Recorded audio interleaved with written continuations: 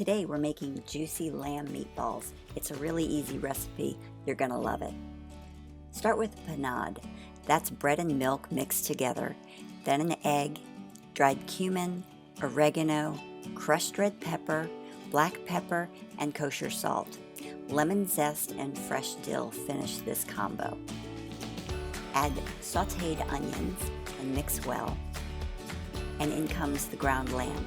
Use your clean hands to mix the meatball mixture. And then use a cookie scoop to portion out perfectly portioned meatballs.